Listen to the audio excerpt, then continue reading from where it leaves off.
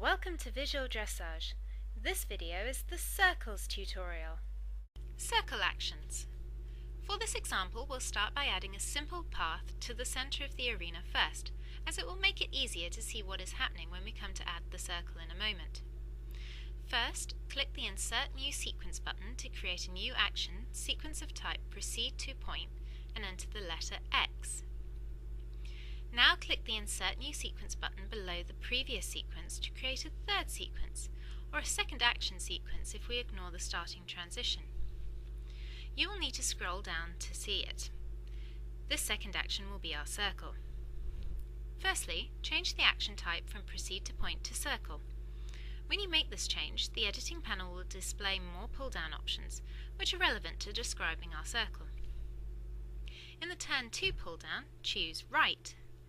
In the Circle Diameter pull-down, choose 5 meters.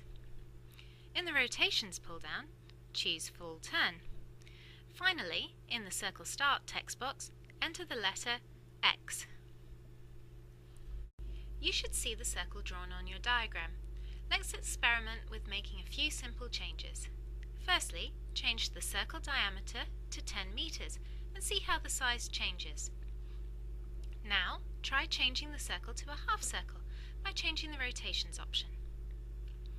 One of the more useful things that Visual Dressage can do is that it has an awareness of the direction that you have just come from.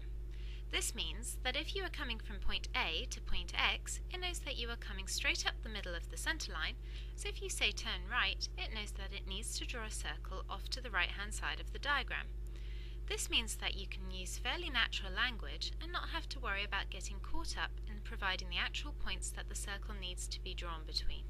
What this also means is that if you edit other parts of your test, your circles will automatically adapt so that they draw correctly. We'll demonstrate how this works now. Scroll up to the second sequence, which we used to take us to the center originally. Change the points to read E rather than X. You should see a couple of things happen.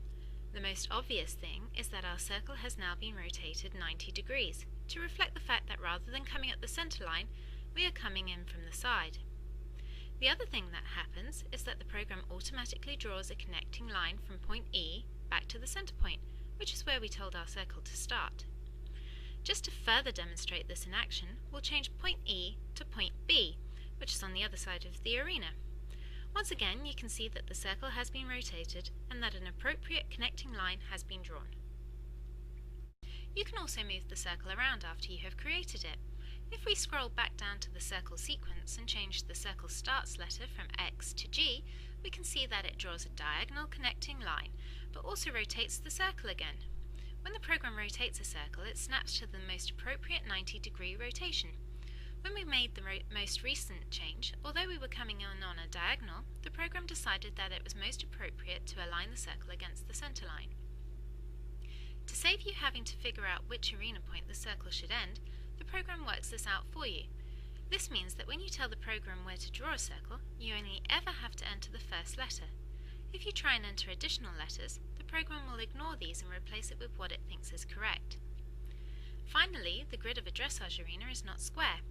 Each cell is actually longer than it is wide. If you were to measure from point X to point E, you would get 10 meters. However, if you measure from point X to point I, you will get 12 meters.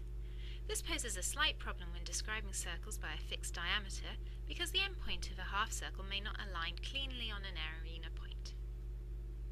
If you look at the diagram as it is currently showing, you can see that the 10-meter half circle starts at G and ends cleanly on M. However, if we change the circle start point from G back to our original X, you can see the half circle ends just short of point I. To get around this issue, Visual Dressage snaps the starting point of the next sequence to the nearest arena letter, or halfway point. To demonstrate this, we'll quickly add a fourth sequence with a Proceed to Point letter which ends at point R. The side effect of this is that you may occasionally see a slight mismatch between the start and end. Thank you for watching this tutorial. Please see our website for more tutorials.